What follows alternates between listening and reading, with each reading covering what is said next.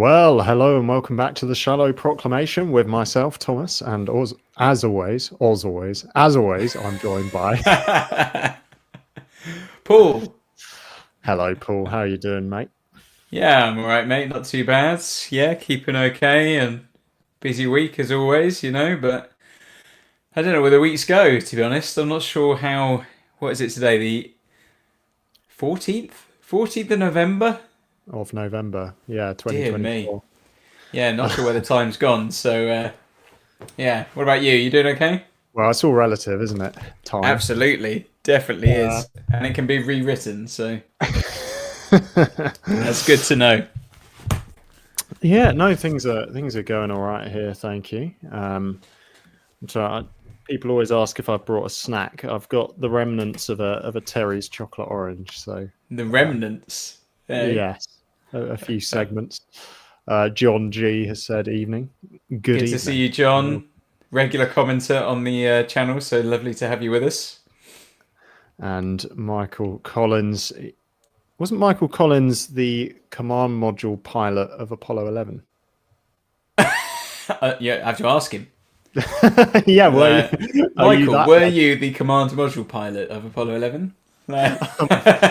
Evening. Looking forward to some prime Pertwee praising the peas.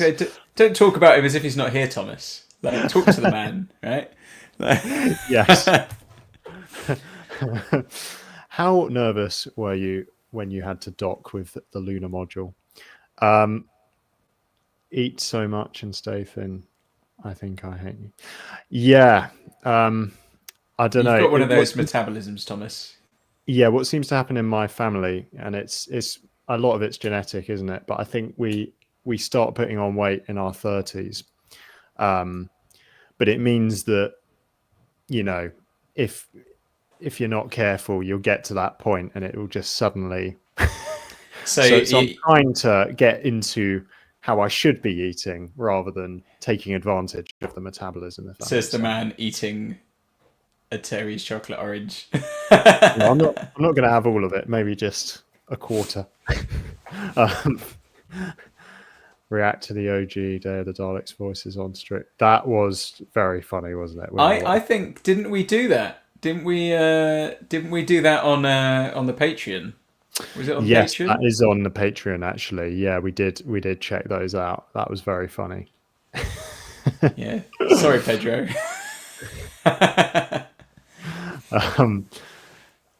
If you give us your money, you can watch it. Yeah. I'm joking. No.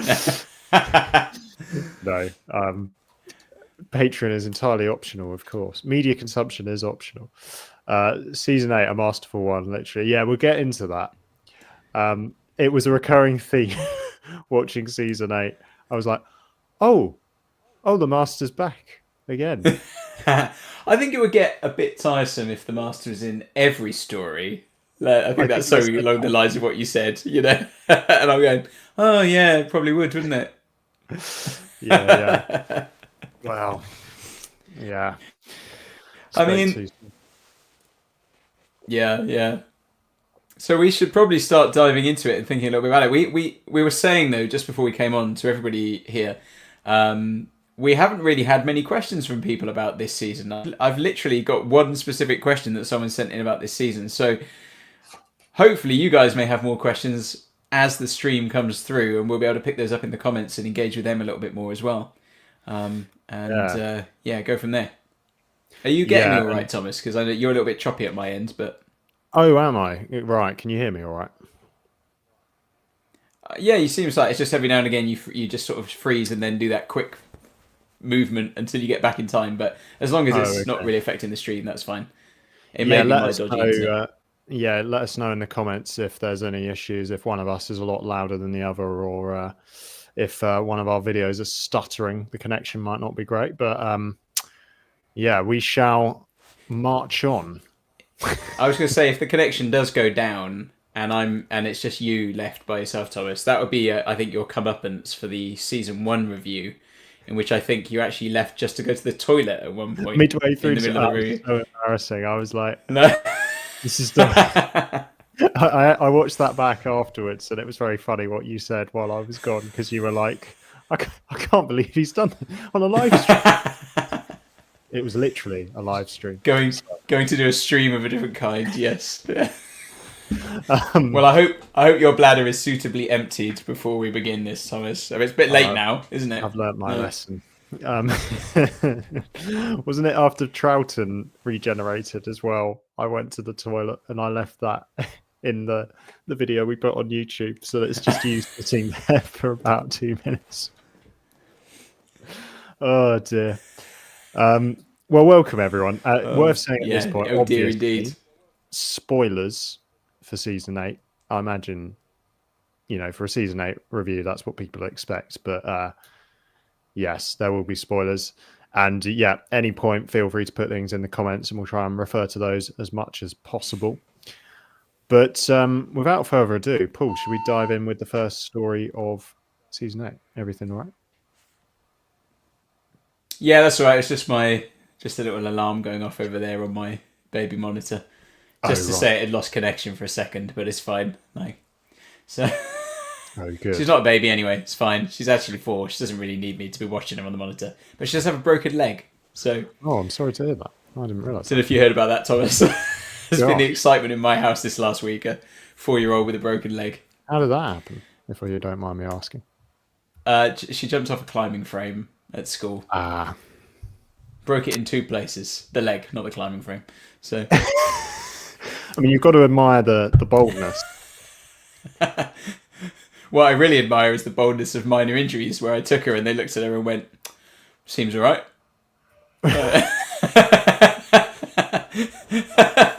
Seems all right.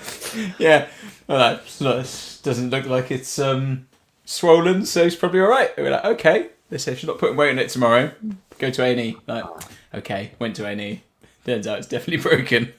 Goodness me, yeah, broken bones are not great. Max, who we used to work with, he broke his arm recently during an arm wrestle, and apparently for everyone in the room, they heard a sound which they thought was like the table leg snapping. No, oh gosh! And I've seen the X-ray, and it's like, oh my, it's. So I'm now terrified of arm wrestling people because, just the idea that could happen. So there you go. There's our advice today. No, don't jump off climbing frames and don't do any arm wrestling, and you'll be fine. Don't do any arm wrestling. Anyway, season 8 of Doctor Who. So the first story was Terror of the Autons. Yeah, speaking of limbs. Okay. Yeah. So I mean, well, I mean, what are your thoughts on Terror of the Autons? Like, because obviously you're coming to it the first time, and I had seen it before, but it wasn't one I was hugely familiar with. Yeah, because I think I was quite intrigued. Obviously, I knew going into the story what the villain was going to be, and I was like, "Oh, okay, that's kind of interesting." Because season 7 began with Autons, didn't it? I was almost going to say to you, "How did you know?" And I was like, "Oh yeah, it's called Terror of the Autons." Yeah, so I was like, okay, that's kind of interesting. But yeah, Pertwee's first season began with the Autons. They begin his second season with the Autons. But obviously, the real kind of star of the show is the Master being brought in, and just from the outset, a very compelling screen presence. And yeah, I mean, Delgado just smashes it, doesn't it? We'll probably be talking about that a lot throughout this season review, but I've only known the modern era Master, of course, because I'm new to the classic era. So it's cool to see the character being introduced. I had my suspicions during various points before Terror of the Autons that characters were going to become the Master, like, because isn't there a guy called Master in the Mind Robber? Yeah, he's just called the Master, but he's just called the Master. Not really supposed to be the Master as we know him, although people have, I think, linked him to him. But yeah, but this it's like now explicitly part of the canon, isn't it? So it's cool to see those elements gradually being added, and just it's all there, isn't it? His kind of the hypnosis, but also something that struck me about him as the first Master, just kind of getting into this is, and I think I mentioned this before, is that he's not as manic as the modern era Masters. He's actually quite refined and controlled in a way, which makes him kind of quietly sinister. He's very flamboyant and kind of quite jokey, but he's not crazed in the way that I'm used to the Master being, I guess. But, No, yeah. and having seen lots of him, obviously in this season, and we've seen him a little bit into season 9 as well, haven't we? We've not really had any sense of that at all, have we? This kind of crazed, maniacal figure. He's a very sort of suave, debonair kind of character, isn't he? He's got a lot of charm about him, and I think that works really well. And it's hard to imagine anyone else being able to pull off that role quite so well. I mean, yeah, as John, as you said just there, John Delgado inhabits the role perfectly from the off. He really does. He is the perfect fit for it. And I think you'd be hard pressed to. I don't think he puts a foot wrong, even though sometimes he doesn't always have the greatest, the greatest plans. There were a couple of. We often felt there was a sort of pattern to the Master's plans where you get to a point where we go, I don't think he's really thought this through. Like, it's like, grand plan for world/universal domination, but actually it's all going to be pulled out from under his feet because he doesn't seem to have really thought this through. So Love the ambition, but we have some notes. Yeah. Yeah, marks for enthusiasm, all that kind of stuff. Execution, less so. Yeah. No, I think he's a great character, and it's an interesting introduction, isn't it? Because we just get a Time Lord randomly appear in a bowler hat and a suit. It's a very unusual. Feels very out of place. I think they're trying to be, inconspicuous, aren't they, by appearing hovering in the middle of the sky, Like Mary Poppins. Yeah, it's very like that. But I do like that the Master is. There seems to be a history between the Master and the Doctor even before we see that story, and they meet there. And I think because it's got that. Is it the Doctor? Is it him that he's referring to when he calls him a? He says he's a plodder. He's not the one that he calls a ham-fisted bun vendor, is he? Like, I don't think it is in reference to that, but. I remember, because I've definitely written down about that story, ham-fisted bun vendor, jackanape, and plodder. And I know it definitely refers to the Master as a plodder. Yeah. Oh, unless we forget about this story, Paul, the kitchen. Well, it was CSO Central, wasn't it, this story? They've gone mad on the Chroma. And someone said something about, talking actually about, thank you, John, it was Joe, the ham-fisted bun vendor. Yes. We'll talk about Joe in a minute, because introduction to her. Yeah. But someone said in the comments just a day or two ago about the mutants. Obviously, we'll get to that when we get there, guys, in terms of reviewing. But there's a lot of green screen stuff in that kind of LSD trip almost kind of thing room that Joe goes into.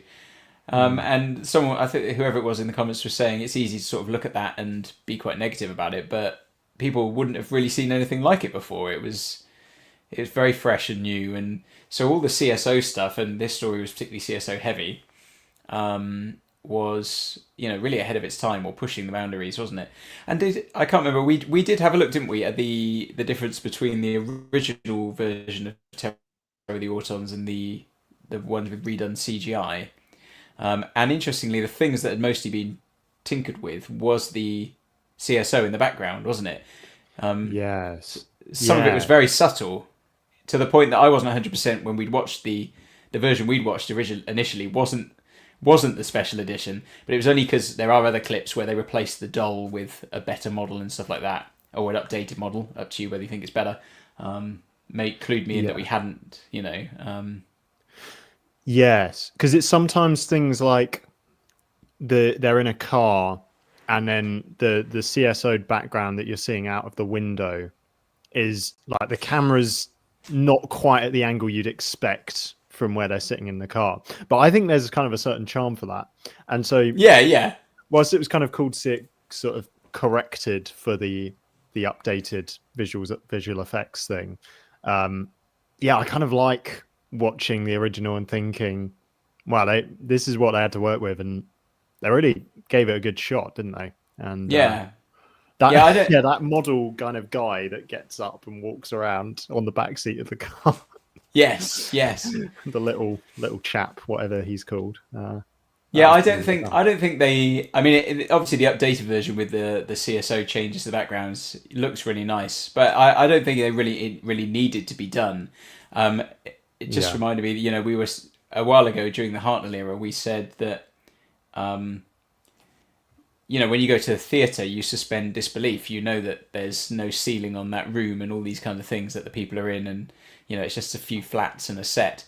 And actually, you can sort of suspend your disbelief on telly as well. Like you can say, well, it's just a TV show, and I understand that, and I know the time it was from, so I can look past these things. So I don't think it was essential to do that. Yeah. And what do we think? Go on. Sorry, go on. Oh, sorry. No, I was just going to say No. this is a good point from Pedro S2000. Those stuntmen must have got paid a lot, especially the guy who basically fell down that. That is an incredible stunt, isn't it? I mean, I couldn't believe it when I saw it. I was like, that's got to be a dummy, given how far he falls. But you were like, no, it's legit. It's insane. Yeah, and I can't remember now the story off the top of my head about whether there was some talk about that being an accident, that they didn't want him to do the stunt, and then he did it, or they said, well, you can do it, but but you won't get any more for it. It's just it's on your own head, kind of. So be it, kind of thing.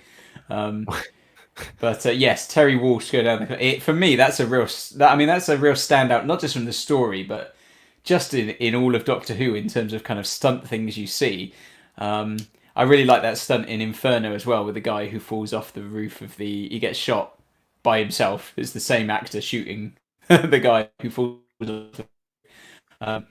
I like that as well, but I think this one is just so, because it is just that beautiful shot, isn't it, of him falling all the way down, and there's no cuts. He just gets straight back up and comes up. I mean, it's really affecting. Oh, excuse me, BBC breaking news. Just making a noise in there. I will. Taylor Swift has a new boyfriend. That's the sort of thing BBC would give alerts for, isn't it? I know, it's a bit like that sometimes.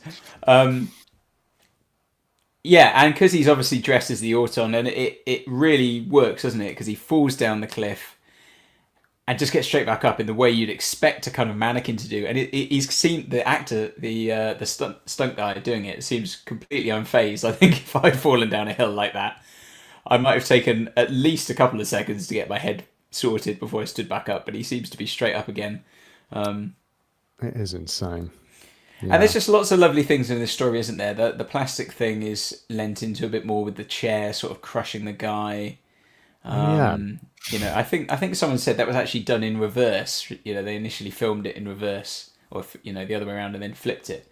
As John says, death by sofa, another standout moment for me. Should be ridiculous, but it's quite disturbing. And yeah, I think I said at the time, it's one of those scenes that is, I think in Doctor Who history, has become a kind of iconic little scene of that guy being crushed by a chair.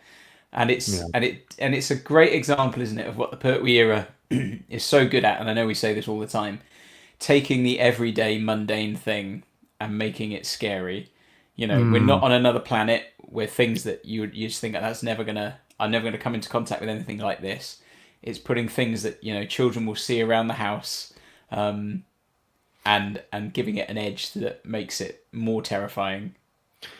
Yeah, which is where, because obviously I grew up with the first Doctor Who I saw was 2005. I watched Rose and then that series with my family. And I was absolutely terrified by the Aliens in London episodes.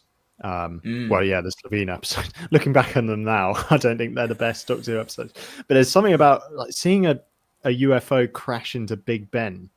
And people hadn't really seen that before, because often these alien films are set in New York and stuff. So when it's familiar, that makes it so much more disturbing, doesn't it? And yeah, the Pertwee era, as you say, is full of that. It's like a lot of the locations look incredibly normal. Like I've been to parks and riversides exactly like what you see throughout the Pertwee era. And we all have sofas, don't we? So the idea of your sofa crushing you. Yeah, as you say, these mundane things. And the whole thing as well, Doctor Who, the running thing, isn't it, about like Doctor Who's the show that makes you watch whilst you're hiding behind the sofa as a child. But now the sofa that you thought could protect you will now crush you. The sofa itself is not safe. Yeah. Reminds me of those like I don't know if there was like a Reebok advert that had "Escape the Sofa," and it was a man being chased by his sofa or something as well. Um, but of course, we also get here the introduction of Joe as a companion. So what are your thoughts sort of on Joe? I mean, obviously we've seen a bit more of her now, but I mean, can you remember your initial thoughts on being introduced to her? Yeah, I think I remember thinking, oh, she's quite different to Liz. Which is kind of cool in a way. I guess they're always kind of trying to switch it up. We often said that Liz was an interesting foil to the Doctor because she kind of matched him in intelligence in a lot of ways, which is kind of cool. But it meant that it was kind of a lot of intellectual sparring, and that was fun in a certain way. But there's also a sense in which maybe Liz was harder for the audience to relate to because it's like most of us aren't really intelligent scientists that can kind of keep up with the Doctor.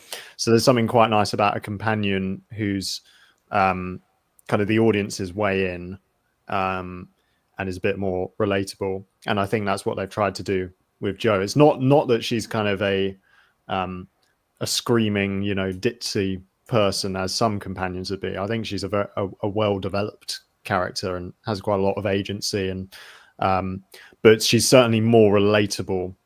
I think those were my thoughts. What about you? Yeah, well, I mean, obviously, I knew the character, and I very much associate Jo with the Third Doctor because, as we've seen, she's in it for quite a chunk of time. I think if someone said earlier in the comments, the question is, the question Liz or Jo. I think to me, if I had to choose between season 7 Liz, or the only season of Liz, and season 8 Jo, I'd probably choose Liz.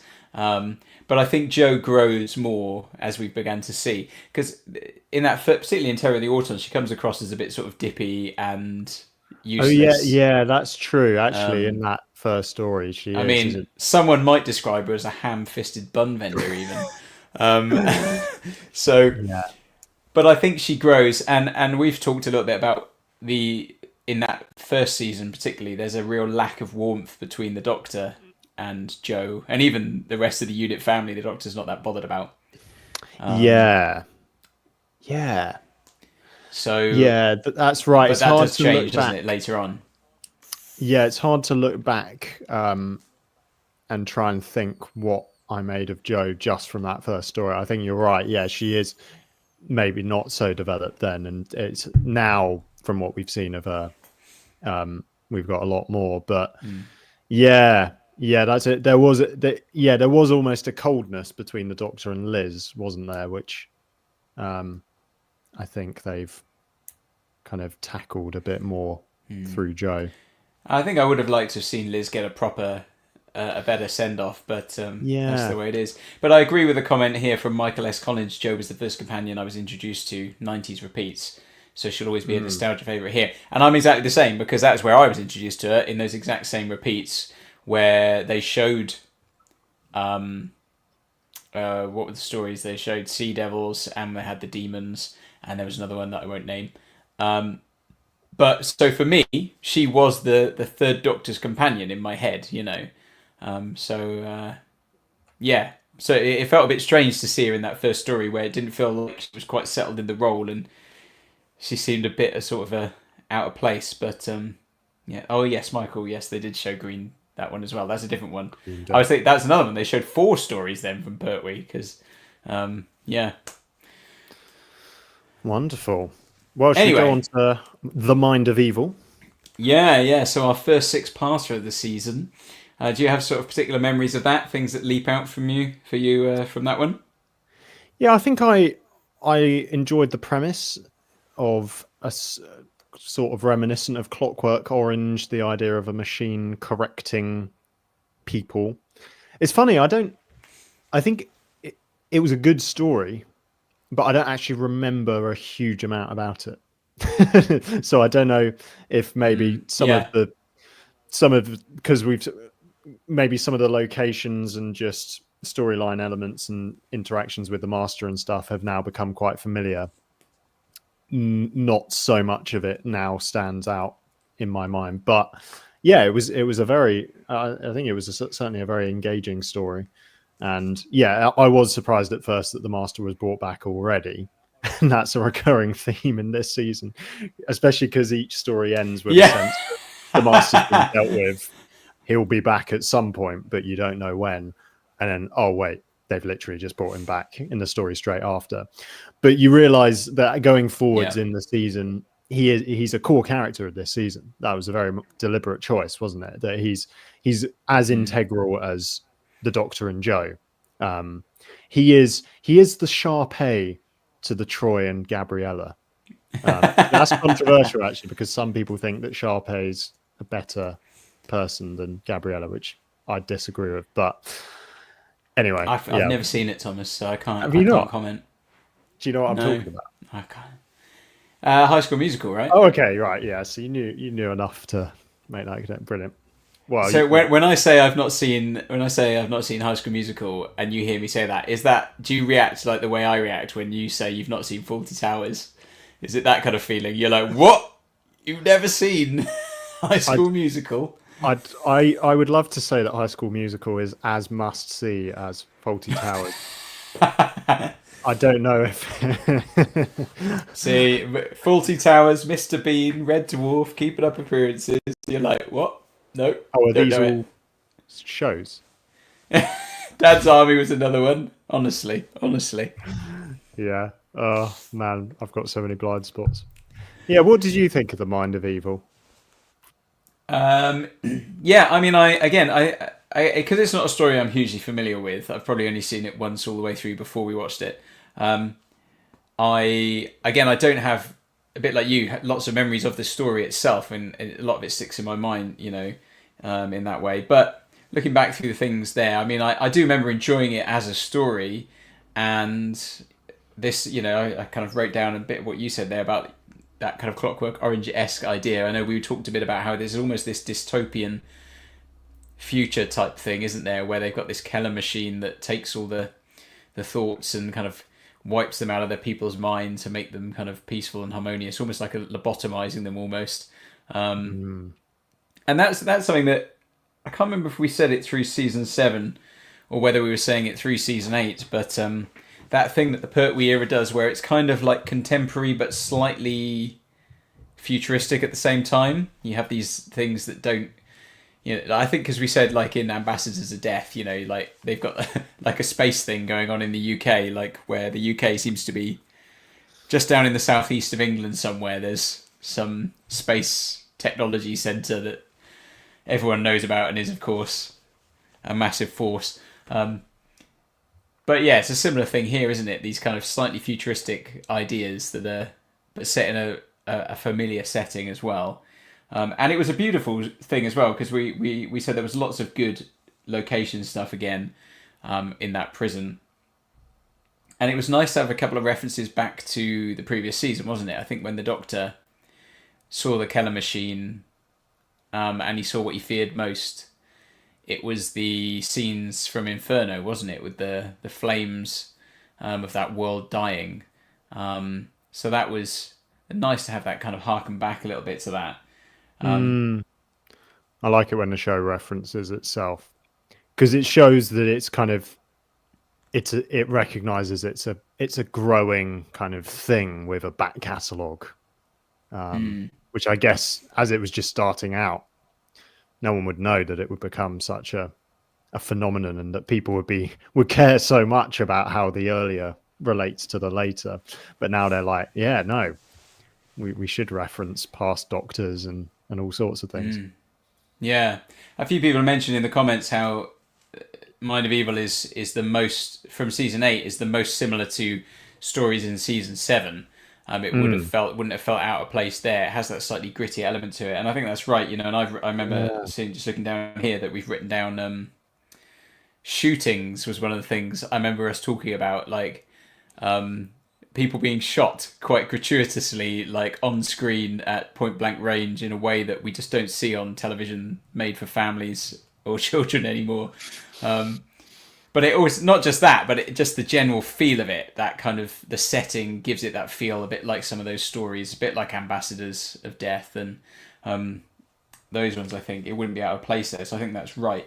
What I really like though is some of the stuff. I think we began to see more and more of the relationship between the Doctor and the Brigadier starting to flourish a little bit. There was quite a little bit of banter that was beginning to go on. There was that sort of slight tension between them, but it's kind of like a tension with a bit of a fondness.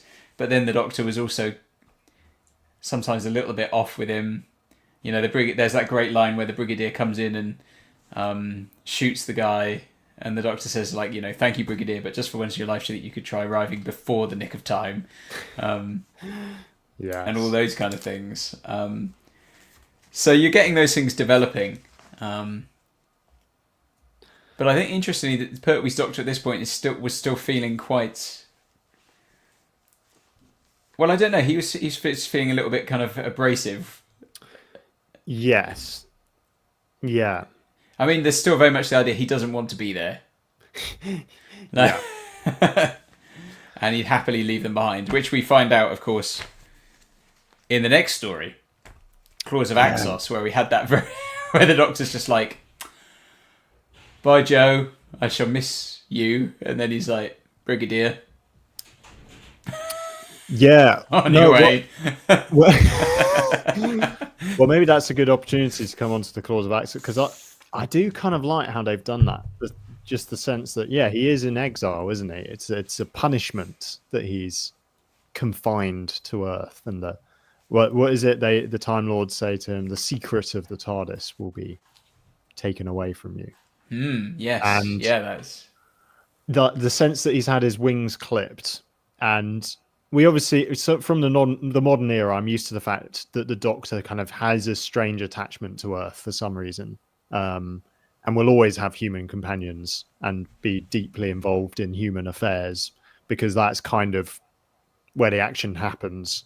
But you get a sense here that, yeah, he wants to be seeing the universe. He wants to be traveling to all these places, but he can't. And that frustration, I think, was an interesting place to take the character. And we said, didn't we, for season 7, that it placed a nice creative restriction on it, because it meant, oh, you can't have the Doctor going all around the universe. You've got to set every story on Earth with UNIT in the present day, which is interesting for a show in the southeast, travel in space and time, to like put that much of a restriction on it. But I thought it really worked. But yeah, Claws of Axos, we see a little bit of off-Earth action, don't we? Yes, because we do get on their their kind of organic spaceship thing. I think what we really stood out for us about Claws of Axos at the beginning when we watched it was just how different it felt to the stories we'd had just before it. So they kind of went a completely different direction with these rather wacky looking organic creatures, and then you had the axons themselves, kind of the gold design of them, in that sort of more peaceful form, and then of course the kind of full-on axon form of the spaghetti-esque monster, with the electrical, kind of tendrils and stuff like that. I think that really stood out for us. We liked that, didn't we? And that, of course, at that point, again, the Master appeared, and that was when you missed it, wasn't it? Like, I was like, "You're not going to comment about this?" And you're like, "What?" And you go back, "Oh yeah, the Master's in it again." Yeah, that was so embarrassing. Pig Bin Josh as well. Pig Bin Josh is an absolute classic, and of course, that reminds me that it was that reference to Pig Bin Josh that came up then on Twitter, and actually Katie Manning commented on it, didn't she? And she said that she loved the character of Pig Bin Josh. Yeah, and and I can't remember. Didn't she? She said she'd come and talk about it, and we tried to ask her if she'd come on, but then she never responded. It's no worries. The offer is actually, still open. So Liz, actually, I like Liz better. Yeah, that's my answer.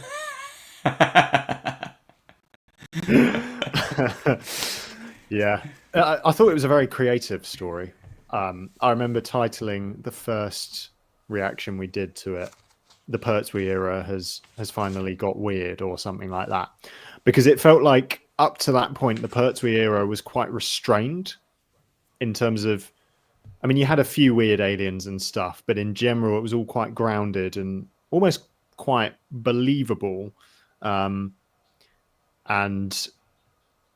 Claws of Axos just went from 0 to 100 in about 10 seconds, and they all walk into this giant tube that's crash landed on the Earth, and you've got these gold people, and I'm like, yes, I'm here for this.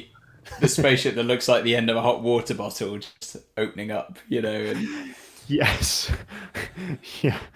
And the guy walking out of it, is it when the Master walks out of it and there's like a security guard who doesn't even turn around or something? Yeah, as he's walking on the shingle. Yeah. Wouldn't have noticed that. Not doing great at his job. And it did mark the it was another example of a few things we were going to see in this season, wasn't it? The obnoxious kind of what was it? I called it this week's resident knobhead. Chin, Mr. Chin. I don't know if John G's being serious here. There are some lousy characters. Pigbin, Josh, Chin, and Filer are all rubbish in different ways. Filer was the American, right? I think so. That's kind of what's fun about the story, though, isn't it? It's like, if you want serious Doctor Who, you know, a really tight, well-told story to introduce people to the show, you might not choose this story, but for kind of fun, a little bit silly. Would you say that this is kind of the chase of season 8? Oh, I don't know. That feels a bit a bit much. The chase is so light-hearted, and I think this is still trying to be a serious story. But it's just a bit off the wall, isn't it? It's just much less grounded than the stuff we've been having the rest of the season. So yeah, you're right. It's not silly. It's just weird, isn't it? Yeah. Yeah. It is an odd sort of production, I suppose. But I think it does work as a story, and because it's 4 parts as well, so it's much punchier than Mind of Evil that we just seen. Yeah, I often think most 6-parters could do with being 4 parts anyway. If I'm honest, I reckon basically all 6-parters could be 4-parters, but some of them I've been glad they've been 6-parters because it's like you get to spend more time in the world. But yeah, a lot of them probably could have been. Yeah, I think one of the really nice things was in that final episode, I think it was, where we saw the Doctor and the Master sort of proposing an alliance with each other. Yeah. And I think that was a good way to start taking the characters. Not something you're expecting at that point. So I think it's a. I don't know if I would rate it as my favourite top story in the season or anything like that, but I don't think it's a bad story really at all. So No, I agree. At least we got inside the TARDIS again. I completely agree. That was good to see. Yes. Yeah. Some interesting. Yeah, that reminds me, that kind of thing there. It's when people watch things and they go, "Oh, this guy's American accent is terrible," and they go, "No, he is actually American." It's. Oh, that is funny, isn't it? Yeah. That's their real accent, and that's what they do sound like. That is their voice. Speaking of 6-parters that probably should have been 4, Colony in Space. Oh gosh. Intergalactic farming. Yeah. Farmville. Yeah. I don't know. So I seem to remember this story stuck the landing quite well, but had a bit of a slow burn build up. I think the moment you started introducing those other species and seeing, when the Master came onto the scene and stuff, it became. I got quite into it, but the first couple of episodes, it was literally just, oh yeah, we can't grow anything. Brilliant. Oh yeah, we're in a little hut with kind of triangles on the walls. Oh yeah, there's this robot coming in. Brilliant. cliffhanger. It goes towards the cat. I was like, what? Yeah, you're like, yeah, it wasn't the best. It was hard work. I mean, I think they did a good job in keeping the Master back until episode 4, because if we've had the Master in all the stories, colonoscopy in space. Things that might be preferable to watching Colony in Space would be having a colonoscopy. This is No. such an astute point. The set and props look like they're straight from the Hartnell track. It does. It really does. It looks like a colour version of a Hartnell or Troughton story, doesn't it? Yeah, and I think that's I'm not sure it works in color though. That it needs to be black and white for that to be okay. But you can't tell how simple. So you can't tell how bad it really looks. But no, I thought they did well keeping the Master back, because if we have the Master in all the stories so far, if you're watching this weekly, you'd be kind of thinking, oh well, we're 3 weeks in here, and the Master's not appeared, so it's probably not in this one. So the fact that he then appears is a nice little thing. I mean, yeah, the rest of the story isn't. It was definitely the hardest story for me in the Pertwee era so far, and even now up to where we are in season 9, I still feel that way. Like, it's probably been my least enjoyable. Yeah, which is a testament to how good it has been overall, because it's not a bad story. Like, we haven't had any stories in the Pertwee era that have been like real kind of clangers. No, but, I think that's fair. yeah. And people often say, the Pertwee era is just very consistent. And so stories like this probably aren't helped by the fact that there's such good stuff around it as well. So, yeah. So Michael says, yeah, struggles with it as well. I think a lot of people said they seem to struggle with it. Seems like the fandom is fairly united that it's the weakest of this season for sure. Yeah. But there were some nice moments as well. Like, I think in that last episode there was some dialogue between the Master and the Doctor, where the Master is offering the Doctor power and all those kind of things. And again, I remember, I think it was during this story, we've said it a number of times when we were watching Delgado, like, he makes so much out of the material he's given. So he sort of elevates it and he helps it. But the stuff between the Doctor and the Master, having that dialogue together, I think really was the stuff that stood out there. And then, of course, it does continue that little bit of bantery stuff with the Brigadier. Just at the end, we have the the Brigadier, as the Doctor arrives back, saying, because the TARDIS has disappeared, come back at once. And then the TARDIS appears, and he's like, like. So I quite like they're still leaning into that and getting the character involved there. But yes, I think if you asked me what was the story about, I would probably struggle to tell you now. Yeah. Because I don't know. But yeah, no, that's fair. I seem to remember we made a lot of connections to the X-Men films, because for some reason a lot of the characters look like X-Men characters. I can't remember why we did that. And, yeah. I can't remember. I can't imagine what could possibly link Colony in Space to X-Men. But yeah. Well, which brings us to the final story of the season, the Matt Damons. The Matt Damons. I mean, it's rubbish. I'm joking, of course. It's a masterpiece, isn't it? I think so. I mean, I think it was absolutely brilliant, and I was slightly apprehensive coming into it, because it was one of those repeats from the 90s that I'd seen, and in my head it is brilliant. But I know also in recent years there's been some elements of fandom who've just been quite negative about it and said, "Oh, it's really overrated, actually," and everyone thinks it's great, but actually it's rubbish. And so I was thinking as we came into it, am I going to watch this and just be really disappointed? But I wasn't at all disappointed, and I just remember I think we must have watched part 1 the same night we finished part 6 of Colony in Space. And I remember us saying, like, oh, it's just night and day, isn't it? Just the first opening shots of the demons, just with like the darkness and like the owl hooting and the cats and the gargoyles from the church and the rain coming down and the lightning. You're like, this is already just brilliant compared to what we've just seen. And it just continued to kind of get better and better. And I think you described it as being a sort of, it has that sort of Wicker Man-esque feel, doesn't it? Like, Yeah. Like almost like the whole village is kind of in on it, kind of stuff. And of course, the master is a vicar. Is sort of Mm. wonderfully sort of perverse, isn't it? Mr. Magister. Folklore kind of horror. And it came out before The Wicker Man as well, which is kind of cool. Yes, of course. Yeah, that was part of the discussion, wasn't it? Yeah.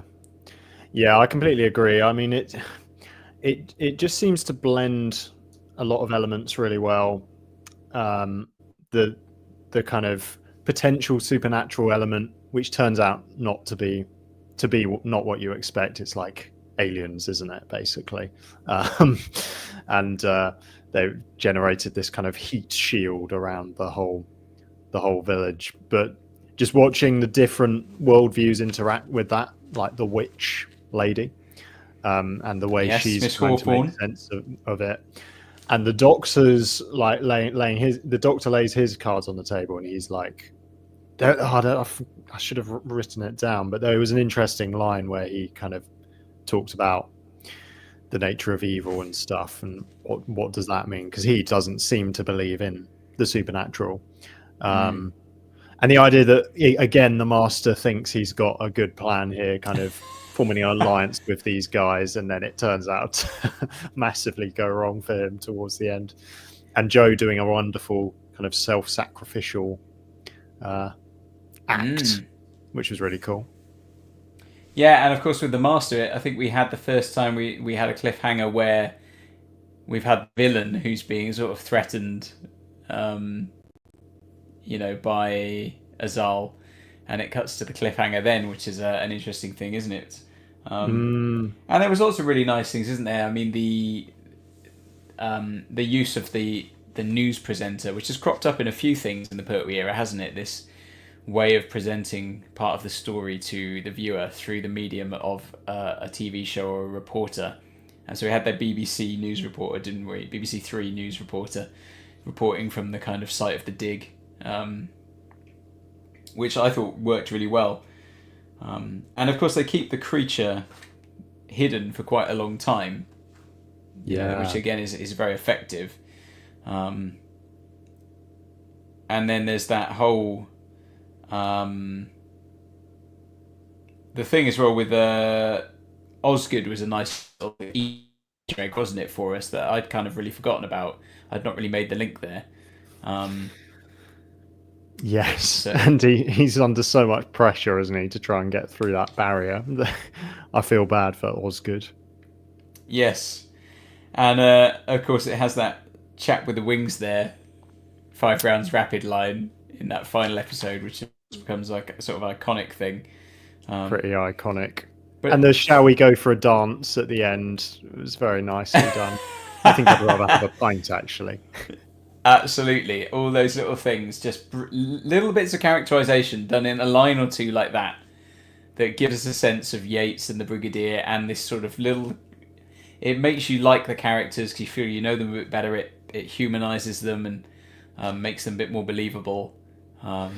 Yeah, it's good comedy, isn't it? Because it's not just a joke that's been randomly shoehorned in to kind of make it. It's serious when it needs to be, that story, but when the humor feels natural and it just arises from these characters, it's a really nice touch, actually, isn't it?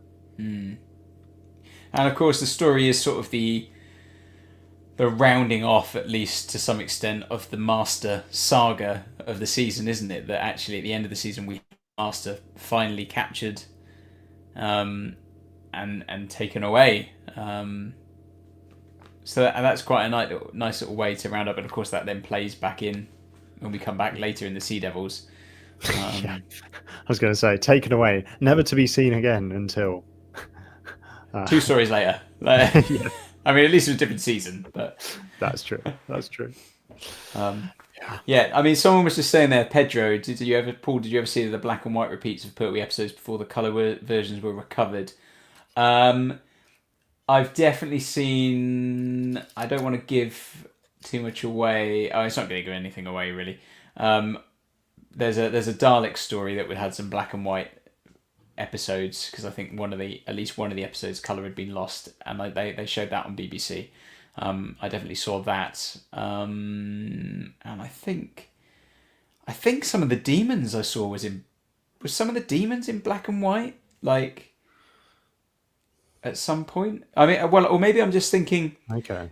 I would see clips of the demons. I know at some point there were clips of the demons that were in black and white because the color had been lost, and obviously someone said on here about the color on the BBC Two, or on the BBC repeats in the 90s was terrible, sort of color restoration in its infancy. But I don't know if I ever watched the full episodes in black and white, or whether it was just you see clips from it on documentaries. Because I know the Pertwee era had a few like that, but now everything's been restored. So, yeah. Interesting. So, Yeah. but what I think, I mean, this season, what I think is interesting. Would we say this is the first time?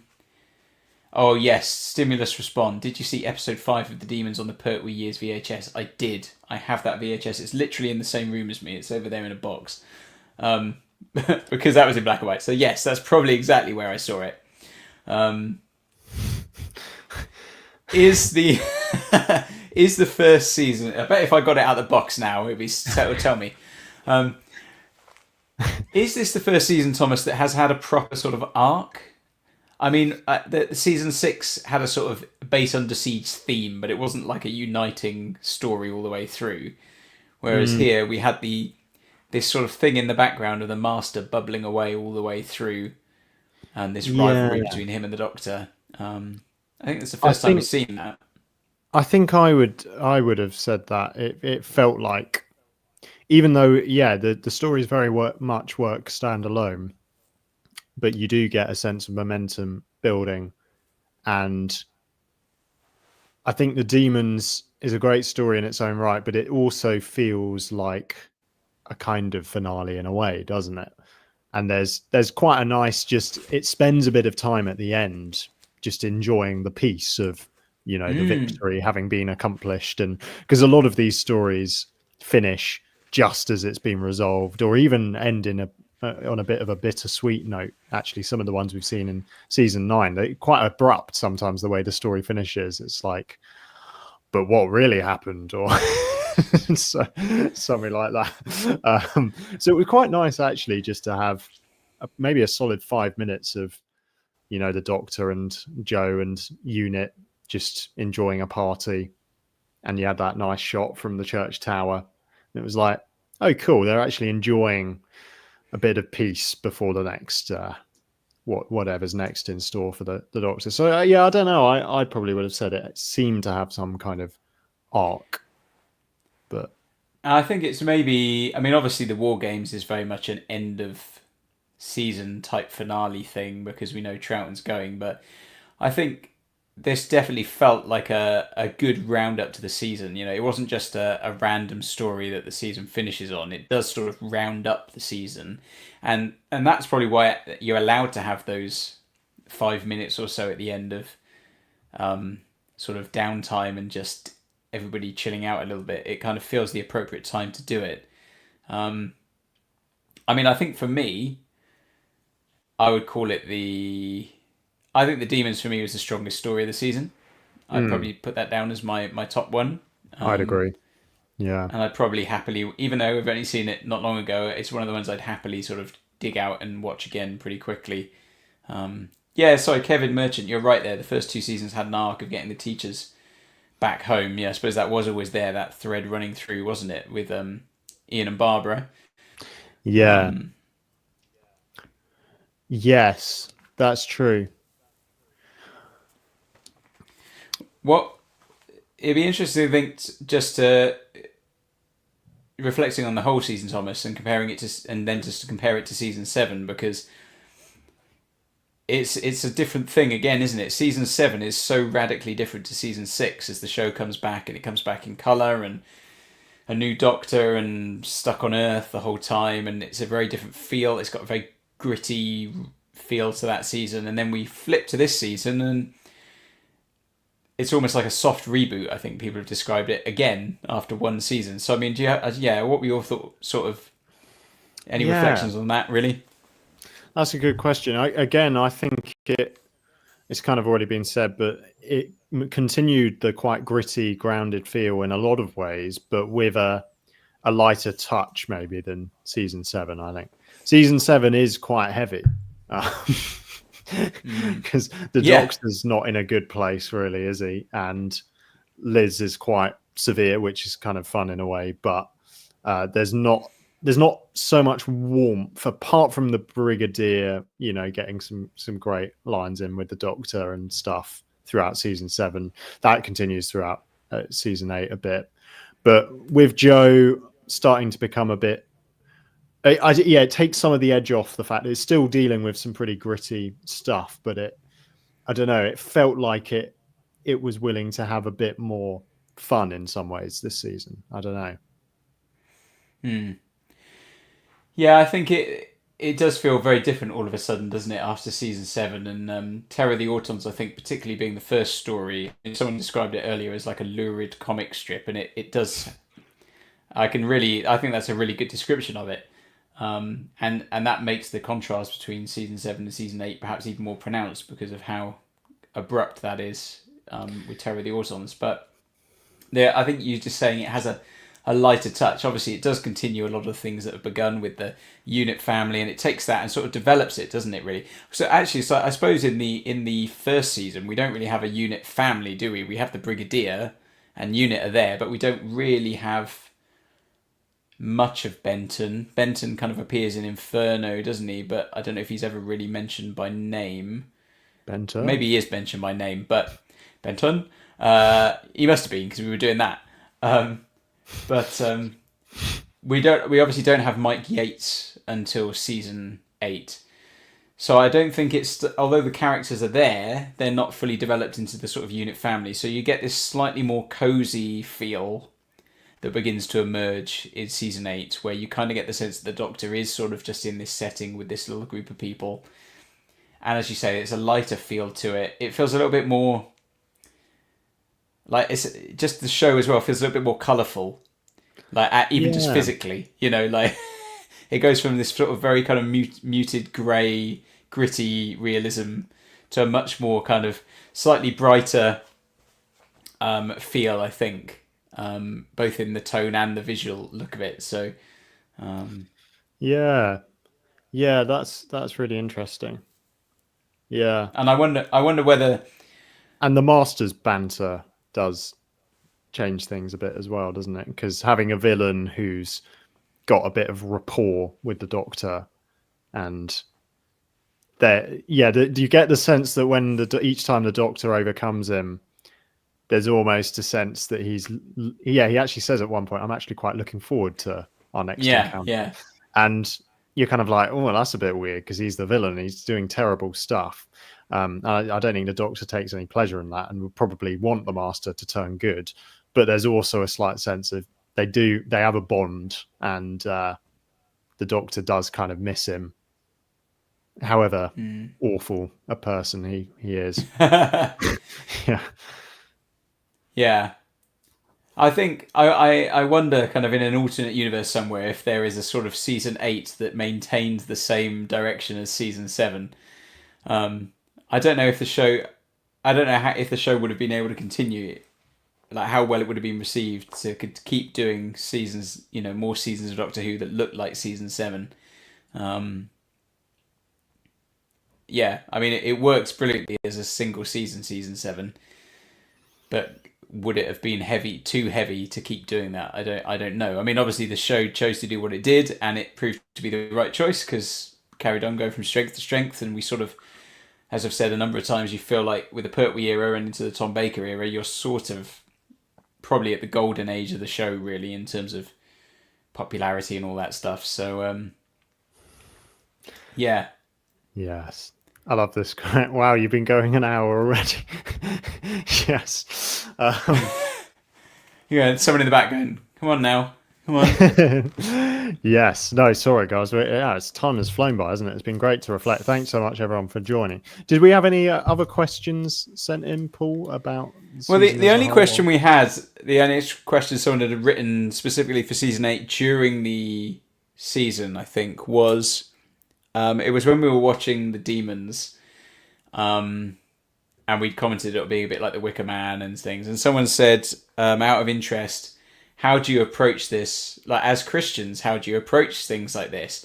And they weren't necessarily specific to exactly what they were referencing there, but presumably, I think what they meant was, as two guys who are Christian, watching something here which has quite a lot of overt occultic references, and these. I mean, it's called the demons as well. Yeah. Kind of pushing down that road. How do you kind of come to it? What's your mindset going into it, I guess? I don't know. Have you got any thoughts on that? Excellent question. Paul, what would you say? Yeah, no, it's a great question.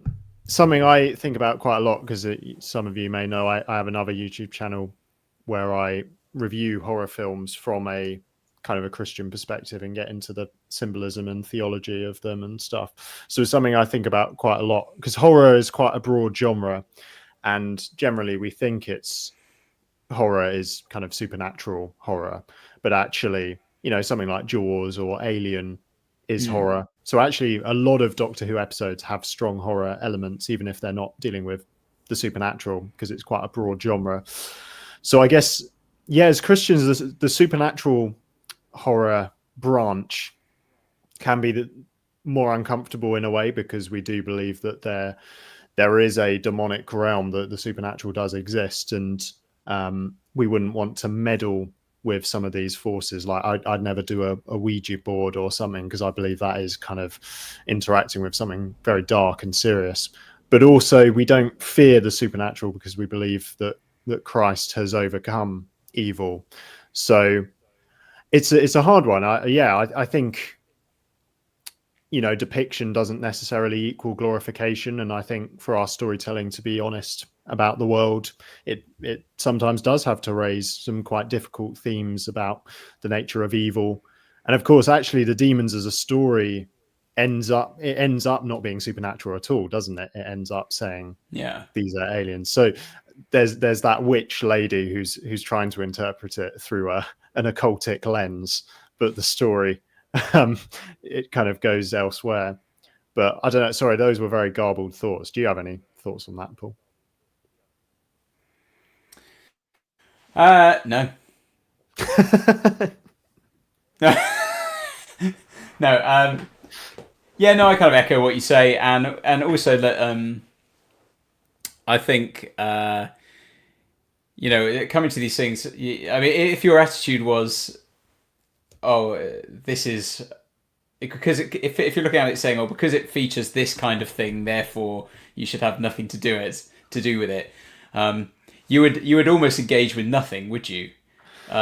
Right. Because there's any TV show you watch, even the most kind of family-friendly episode of Doctor Who has probably got kind of death and some kind of horrific thing going on in it, when you think about it, and you can watch any TV drama and see like all kinds of, horrific things going on that, wouldn't be necessarily, no one would want to look at and say are good things. So, I mean, I wouldn't necessarily put this in a particularly different category in some ways to that like, whenever I watch these things, there are sometimes I watch stories, whether it's Doctor Who or any TV show, and I can watch it and say, hey, let's say, for example, if I watch like Lord of the Rings, there's obviously lots of things in there, whereas from a Christian perspective, I can look at that and say, look, there's lots of echoes in here of that kind of Christian story, because obviously it's come out of Tolkien as a Catholic and stuff, and obviously all those things. But that doesn't mean everything in the story is inherently sort of a Christian thing, and there's obviously things which are a distortion of that. And so, and when it comes to stuff like this, or like anything, if like watching a horror film that's occultic or whatever it might be, or supernatural or whatever it is, or even whether it's just some gritty TV drama, you can watch things. For me as a Christian, I watch it and I say, look, I'm not looking at these things and thinking, hey, we all want to be like this. This is glorifying it. Depiction is not glorification, as you said, which is a great phrase. Sometimes it's just a great illustration of, it's a distortion of what we think is good. And the fact we can watch something and realize it's bad points us to the fact that we think there's something good anyway. There are probably things where I draw the line, but that'd be a personal choice, and that might be as much to do with, I don't know, just particular things that people are more sensitive to. Yeah, I'm never going to watch The Human Centipede, put it that way. Well, yeah, and that's funnily enough, that's exactly the kind of thing I was thinking of. That kind of thing where it just feels a bit gratuitous. Yeah. Yeah. That kind of stuff. Yeah. So I'd probably be on the same place as that. But there are lots of things that, I mean, also, I mean, what I would love to see, what I think would be, I mean, if anyone's ever watched Game of Thrones, and that's a good example of things that some people would say, hey, well, you know, would you ever watch Game of Thrones? Because of what's in it. I've often said, like, yeah, if you think Game of Thrones is full of violence and debauchery and sex and all that kind of stuff, I mean, you should read the Bible. Like, I said, if HBO ever made a kind of biblically accurate kind of Old Testament, you'd be like, this is pretty heavy going here. It's like EastEnders on steroids. Like, yeah. So. Yeah. And actually, these stories that grapple with the nature of evil, and so, yeah, horror is one of the few genres that actually raises some of these ideas about the nature of evil and mortality and deliverance. And so, even if the story, from my point of view, doesn't necessarily get those things right, the fact that it's kind of raising those ideas is interesting. And I'm often more. I think we've got to watch everything we watch with discernment, haven't we? And sometimes the genres I'm more kind of suspicious going into are the things like rom-coms, because they're a bit more, you know, on the surface they're quite fluffy and you know seem pretty harmless, but they might have some pretty terrible messages, like glorifying someone having an affair or something. So I've seen horror films that sometimes have much better messages than sort of family films and rom-coms and stuff. But yeah, that's true. Yeah. So so I think that's kind of what I would say to that. And yeah, I mean, and also at the end of the day, a lot of, as you said in this story, it doesn't really end up being that thing anyway, does it? It's a different thing. So yeah, there'd be a lot to be said about like the theology of Doctor Who, wouldn't there? I wonder. I'm sure people have done that, but because it's like he kind of resurrects, but it's not quite the Christian idea of resurrection. But there's loads of kind of interesting things. He's this savior figure who comes from beyond, and yeah, and there are certainly stories where some of that is very overt as well. You know, even if sometimes that wasn't necessarily the intention, because some of those ideas are so sort of baked into Western culture that people end up playing out these same stories as well. And I think someone, you know, similar response to someone must have written a book on that, the theology of Doctor Who. There was a book, at least after season 1 of the new series. When I say the new series, from 2005, and someone did write a book, just I think based on that season. But yeah, I mean, it's an interesting one. It'd be interesting to kind of dive into some of those themes. I mean, even now, I mean, we won't get into the depths of it, but I think if you think of something like the Last of the Time Lords, and what is it that the Doctor wants to say to the Master is to offer forgiveness, you know, which is, you know, it's very sort of, as he sort of has this ascension moment where he's regenerated into this, you know, from the shriveled Doctor into this new angelic-like body floating in the air that's impervious to things. You know, through the power of prayer, like. Yeah, RTD is very happy to like take the Christian imagery and kind of put his own spin on it. Whereas it's quite whereas Moffat's like wants to kind of constantly denounce it, but can't help but use it sometimes. So what was that? What was it in Boom when Shooty Gat was constantly going like Faith Gial and like constantly throwing her under the bus for believing in a higher power. Funnily though, and well, also funny though as well, because in one of the it might be the finale of season 5, the Pandorica, the Big Bang. Oh yeah. Pandorica. Oh no, it must be that one, where actually there's that scene where you've got little Amelia and sort of her. I don't even know who they're supposed to be, like the people looking after her, and they're like, oh, I'm worried she's going to get into one of these star cults. I don't trust that Richard Dawkins. And you're like, Just really, really strange. Like, Yeah. but That's kind of so nice in a way, because atheism is a religion of itself, isn't it? In many ways. certainly. But that's a different matter. Sorry, we've slightly gone off on Thomas and I, we're just having a little conversation here. Don't mind us, guys. a classic season 8 review. And next week, the problem of evil. But no, thanks for watching, everyone. Let us know what you think about any of it, season 8 or other things. But and do join our Discord if you haven't already, because we've got some fun bits and pieces being shared in there. Basically, I know very little about all the kind of extra lore and behind the scenes bits, because this is the first time I'm watching the classic era. Paul knows a lot more than me, but also you guys just are constantly giving us little tidbits and sharing little clips and behind the scenes things, which is just great to see, because I can't think of many TV shows that people know this well, or like there's this much to kind of get into, because not many TV shows have been going as long as Doctor Who. But basically, if we didn't have you guys watching, we'd just be talking to ourselves. So thank you, and on with season 9. Yeah, until then, goodbye. And do let us know, I should say, because we're nearly at the end of season 9. Do send some questions. Yes, we'd love to hear your questions about that season. There's lots of fun things in there, so do let us know what you think, and that's good to know. Pedro, season 10 coming up. We're gonna love it.